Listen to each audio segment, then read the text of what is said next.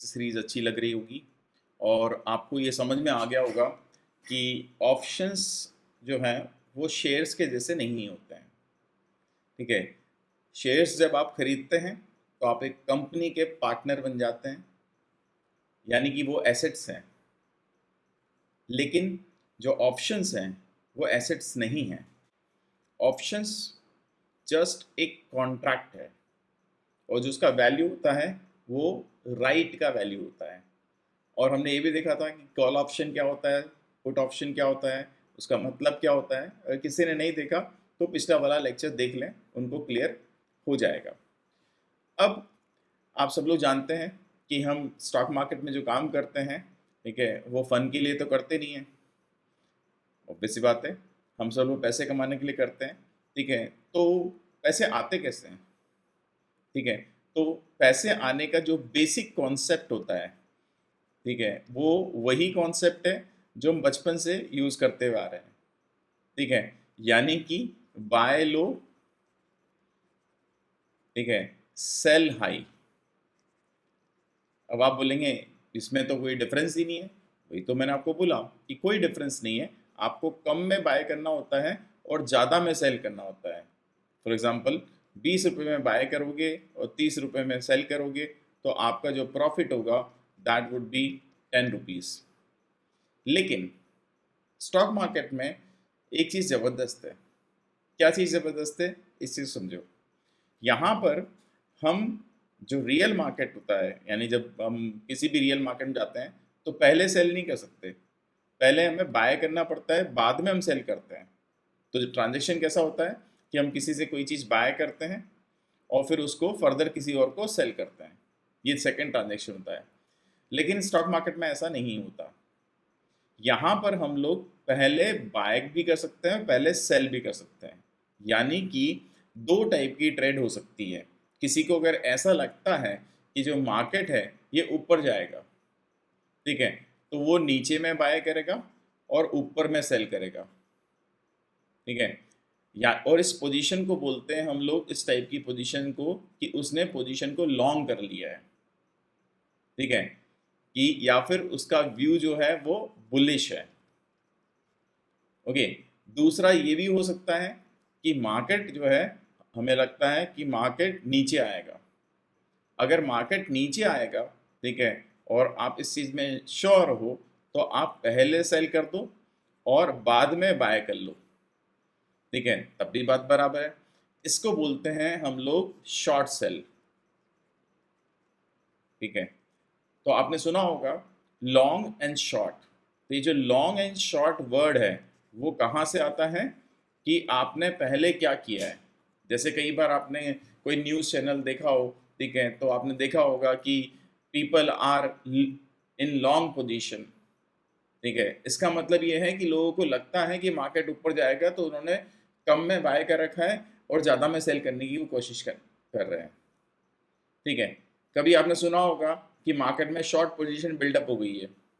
इसका मतलब ये है कि लोगों ने माल को पहले, या कोई भी कमोडिटी को, या फिर कोई भी स्टॉक को, या फिर किसी फ्यूचर को, या ऑप्शन को, किसी को भी हायर प्राइस में सेल कर दिया है और वो लो प्राइस की एक्सपेक्टेशन रखता है। तो लॉन्ग करने का मतलब पहले बाय, लॉन्ग करने का मतलब क्या हुआ कि पहले बाय और बाद में सेल। अगर ऐसा होता है तो उसको लॉन्ग बोलते हैं। शॉर्ट करने का मतलब क्या होता है, पहले आप सेल करो और बाद में आप क्या करो, बाय कर लो। तो दैट इज व्हाट आपकी शॉर्ट सेल। आप ये दोनों काम यहाँ कर सकते हैं और यही इस मार्केट की ज़बरदस्त चीज़ है। लेकिन आपको आगे बढ़ने पहले एक चीज़ समझ लीजिए, ये काम आप जो है वो फ्यूचर में कर सकते हो, ठीक है, ऑप्शन में कर सकते हो, लेकिन ये चीज़ आप स्टॉक्स में नहीं कर सकते। इंडियन स्टॉक मार्केट में ऐसा नहीं होता कि आपको लगता है कि रिलायंस गिरेगा, ठीक है, तो आपने रिलायंस को आज शॉर्ट कर दिया और कर खरीद लोगे। अगर ऐसा करोगे तो पेनल्टी आ जाएगी। ठीक है, तो स्टॉक्स शॉर्ट नहीं होते हैं। हाँ, स्टॉक्स को इंट्राडे में शॉर्ट कर सकते हो। इंट्राडे का मतलब क्या होता है, इस चीज़ को भी आप समझ लो। इंट्राडे का मतलब होता है इंट्राडे। इंट्राडे का मतलब ये हुआ कि आपने आज बाय करा है, ठीक है, और आज ही आपने सेल किया है, ठीक है। या फिर इसका उल्टा, आज आपने सेल किया है और आज ही आपने बाय किया है, that is called intraday trade. Intraday trade options में, फ्यूचर में और स्टॉक्स में, तीनों में हो सकती है। लेकिन इंटरडे ट्रेड की बात करें हम लोग, इंटरडे ट्रेड का मतलब क्या हुआ कि आज और कल में, या फिर आज या आज के एक महीने बाद में, तो आप ये ट्रेड जो है ये ऑप्शन में कर सकते हो, फ्यूचर्स में कर सकते हो, लेकिन ये ट्रेड आप जो स्टॉक्स हैं उसमें केवल एक ही साइड में कर सकते हो, एक साइड में नहीं कर सकते। यानी एक साइड में कर सकते हो का मतलब क्या हुआ कि स्टॉक्स में आप पहले बाय करके बाद में सेल, ये अलाउड है, दिस इज अलाउड।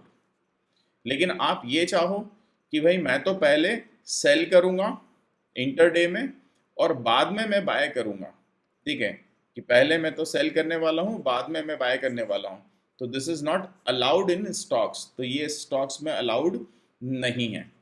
ओके, अब आप बोलेंगे सर हम तो ऑप्शंस में ही ट्रेड करना चाहते हैं। तो भैया ऐसा है कि एक जो ट्रेडर होता है ना, उसको सभी चीज़ के बारे में नॉलेज होना चाहिए। उसको स्टॉक्स के बारे में भी नॉलेज होना चाहिए, फ्यूचर के बारे में भी होना चाहिए और ऑप्शंस के बारे में होना चाहिए। क्योंकि जब सारी नॉलेज आपके पास में होती है तो सबको यूज़ कर कर हम कुछ पैसा बनाने की कोशिश करते हैं, किसी एक चीज़ पर रिजिड नहीं हो सकते, ठीक है। तो हमें हर चीज़ का नॉलेज होना चाहिए, और नॉलेज आपके पास में ज़्यादा होगी तो उससे आपको लॉस नहीं होगा, लेकिन नॉलेज कम होगी तो उससे लॉस ज़रूर हो जाएगा, ठीक है।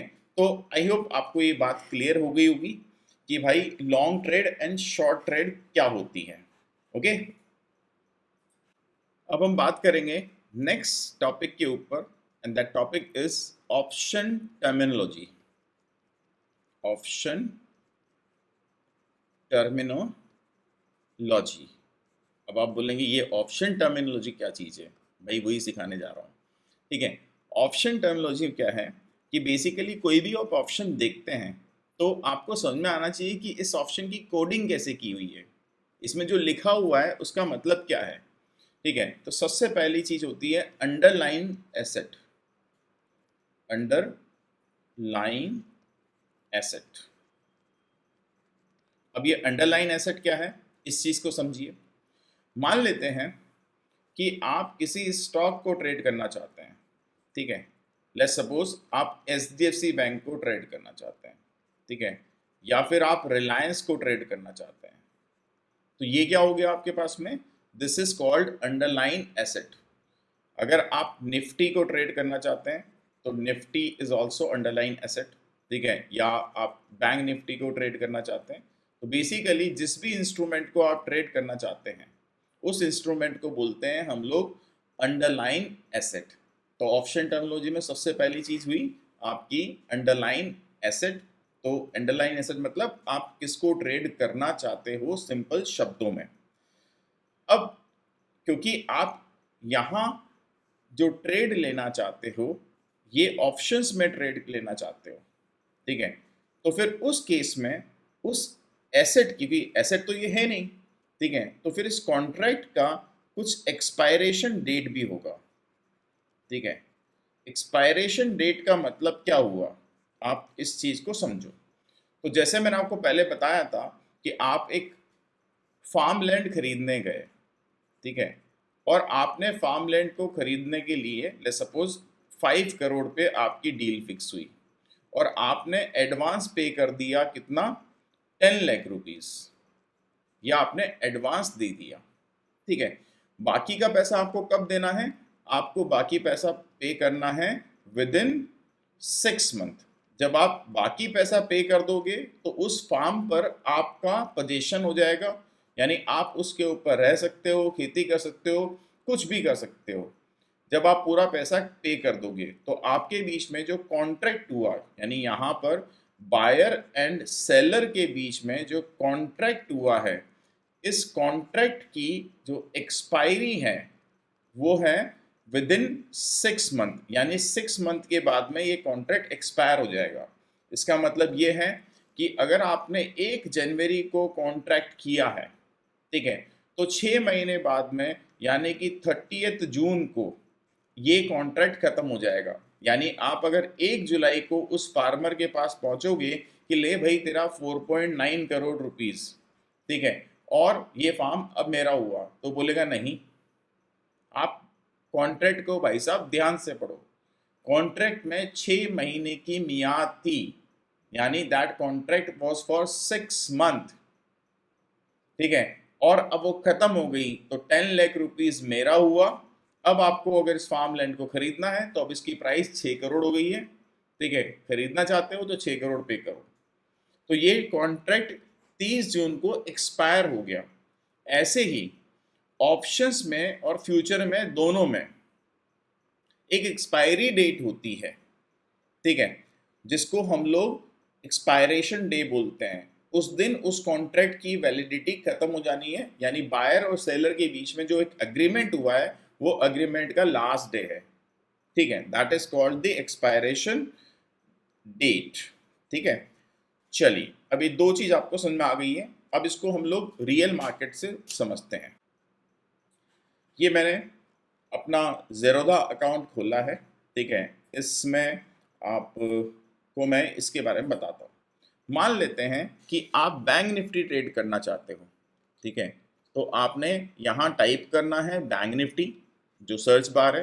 हर ब्रोकर का अपना टर्मिनल होगा, उनके अपने वे होंगे, लेकिन कोडिंग सेम होगी। अब आपको बैंक निफ्टी ट्रेड करना है, ठीक है, और मान लेते हैं कि बैंक निफ्टी में आपको 52,000 का ट्रेड करना है। ओके, तो आपने यहाँ पर 52,000 लिख दिया। जब आपने यहाँ 52,000 लिख दिया तो आप देख सकते हैं कि यहाँ पर इसका जो कोडिंग हो रहा है वो कैसे हो रहा है, बैंक निफ्टी 23 अक्टूबर 52,000 सी। इसका मतलब ये हुआ कि ये एक बैंक निफ्टी इंस्ट्रूमेंट है जिसका एक्सपायरी 23 को होगा, इन 23 अक्टूबर को होगा। 52,000 इसकी स्ट्राइक प्राइस है, और ये सी मतलब एक कॉल ऑप्शन है। इसके नीचे आप देखेंगे तो आपको इंस्ट्रूमेंट का नाम दिखाई दे रहा है, एक्सपायरी डे दिखाई दे रहा है, उसके बाद में आपको स्ट्राइक प्राइस दिखाई दे रहा है, और आपको एक उसका कोडिंग फर्दर है कि ये क्या चीज़ है। तो यहाँ पर पी लिखा हुआ है, यानी पुट ऑप्शन है, यानी अगर आप इसको खरीदते हो तो ये आपके पास में राइट देगा 52,000 पर सेल करने का। अब आप इसके नीचे देखो तो आपको और भी चीज़ दिखाई देगी, जैसे यहाँ देखो, यहाँ अक्टूबर लिखा हुआ है। इसका मतलब ये हुआ कि ये एक मंथली एक्सपायरी है। जो मंथली एक्सपायरी होती है, ठीक है, वो अभी वेंसडे को होती है, यानी कि जो भी मंथ का लास्ट वेंसडे आएगा बैंक निफ्टी में वो एक्सपायरी होगी। उसके सर्कुलर निकलते रहते हैं, आपको उसके लिए थोड़ा अवेयर होना पड़ता है, नहीं तो आपको अपने ब्रोकर के थ्रू पता लग जाता है। उसके बाद में आप देख सकते हैं कि अगला 6 नवंबर का एक्सपायरी दिखाई दे रहा है, फिर 13 नवंबर का दिखाई दे रहा है, फिर आपके पास में नवंबर दिखाई दे रहा है, फिर दिसंबर दिखाई दे रहा है। यानी इतने कॉन्ट्रैक्ट यहाँ पर खुले हुए हैं। अब आप बोलेंगे क्या सर ये केवल बैंक निफ्टी में होता है, तो फिर मैं बोलूँगा नहीं, ऐसा नहीं होता। मान लेते हैं निफ्टी की बात करते हैं, तो हमने टाइप किया निफ्टी 25,000, तो आप देख सकते हैं निफ्टी में 17 अक्टूबर, 24 अक्टूबर, ये मंथली हो गया, फिर नवंबर हो गया, नवंबर 14 हो गया, फिर आप देख सकते हैं दिसंबर, मार्च, जून, फिर 25 दिसंबर, यानी कि आपको 1 साल बाद का कॉन्ट्रैक्ट भी दिखाई दे रहा है। ओके, तो यहाँ पर आपको बहुत लॉन्ग कॉन्ट्रैक्ट दिखाई देते हैं, जो भी कॉन्ट्रैक्ट अवेलेबल होते हैं बेसिकली वो दिखाई देते हैं। तो इन कॉन्ट्रैक्ट को आप इस वे में सर्च करते हैं। आई होप आपको क्लियर हो गया होगा। अब आप बोलेंगे आप निफ्टी की बोल रहे हो, रिलायंस का बताओ जरा। अगर रिलायंस का टाइप का आपको सर्च करना है तो आपने रिलायंस टाइप करा, उसके कॉन्ट्रैक्ट आ जाएंगे, ठीक है भाई। सो आई होप आपको ये बात समझ में आ गई होगी।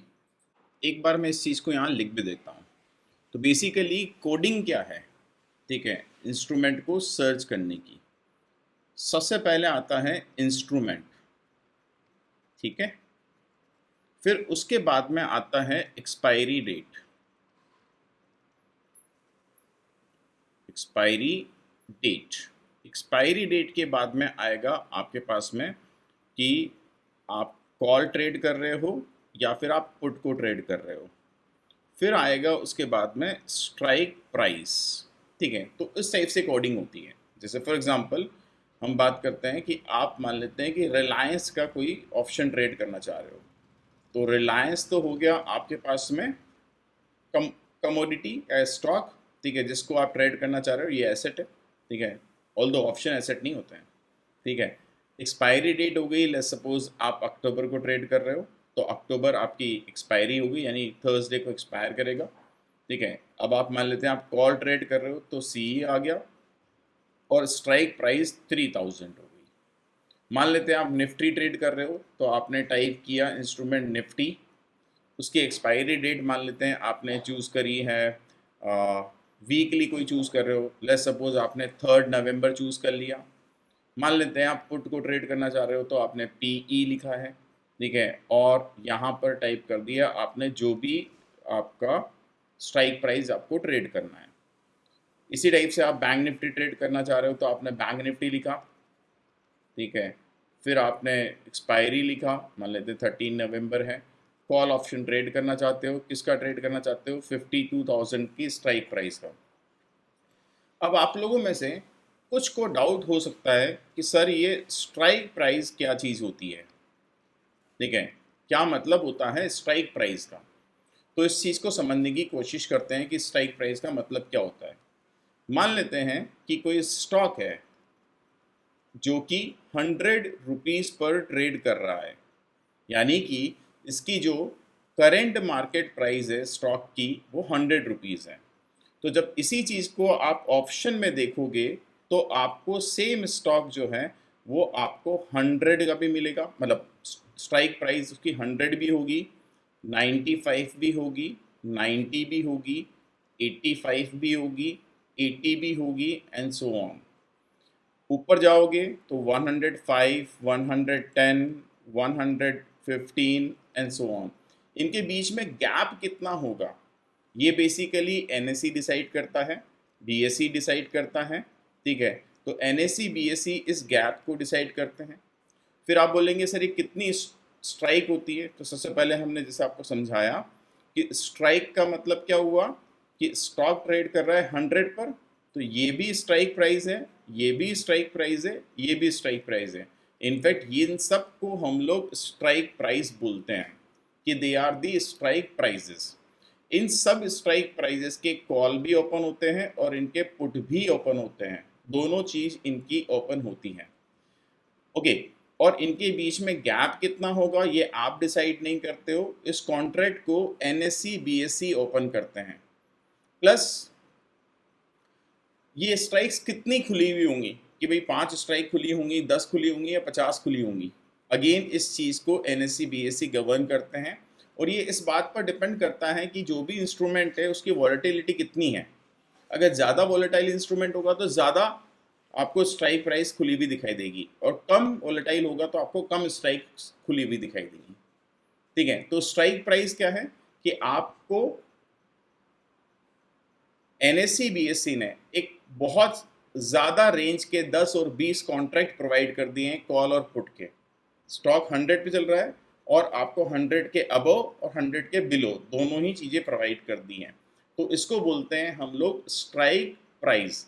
और ये स्ट्राइक प्राइस कॉल का भी होता है और पुट का भी होता है। ठीक है, अब इनको यूज़ कैसे करते हैं, क्या होता है इनका मतलब, ठीक है, ये हम आने वाले आगे लेक्चर में देखेंगे। चलिए, आई होप आपको ये सीरीज़ अच्छी लग रही होगी।